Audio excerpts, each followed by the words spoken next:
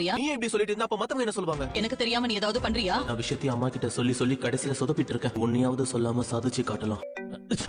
அம்மா ஆயின்மெண்ட் கபோர்ட்ல இருக்கு, வேணும்னா எடுத்து தேய்ச்சுக்கோங்க. போட்டு விடலாம் தான் பார்த்தேன், உங்களுக்கு தான் நல்லது செஞ்சாலே பிடிக்காதே. நேத்து பேசுனதுக்கு என்ன பழி வாங்குறியா? அப்ப நான் சொன்ன மாதிரி திரும்ப சர்ஜரி அரேஞ்ச் பண்ணிடலாம். வயசாகி போச்சு, இனிமே எதுக்கு இந்த ட்ரீட்மெண்ட் அது இதெல்லாம்? இருக்கிற எல்லாருக்குமே என்னுடைய வழிகாட்டுதல் தேவை. உங்க தாத்தாவை நான் செக் பண்ணப்போ எக்ஸ்பெக்ட் பண்ண அளவுக்கு பெரிய முன்னேற்றம்லாம் இல்லவே இல்ல. என்னதான் நான் சந்தோஷமா இருக்கிறதா காட்டிக்கிட்டா மனசுக்குள்ள வருத்தங்கள் இருக்கத்தான் செய்யுது. சூர்யாவோட வாழ்க்கையை நினைச்சுதான் எனக்கு வருத்தமே. நல்லா இருக்கானா இல்ல நடிக்கிறானான்னு கடவுளுக்கு தான் வெளிச்சம். அவளா தேடி பார்த்து அவனுக்கு ஒரு பொண்ணை கட்டி வச்சிருந்தாலும் மகா மாதிரி ஒரு பொண்ணு கிடைச்சிருக்கவே மாட்டான். அவங்க கல்யாண வாழ்க்கை மட்டும் சந்தோஷமா இல்லையோங்கிற சந்தேகம் எனக்கு நிறையவே இருக்கு. தாத்தா சொல் பேச்சு கேட்டு சந்தோஷமா வாழ்வான்னு மட்டும் நினைச்சு கூட பாத்துறாங்க. சூர்யாவே உன்னை கழுத்தை பிடிச்சு வெளியில தள்ளதான் போறான். என்னைக்குமே அவ வாழ்க்கை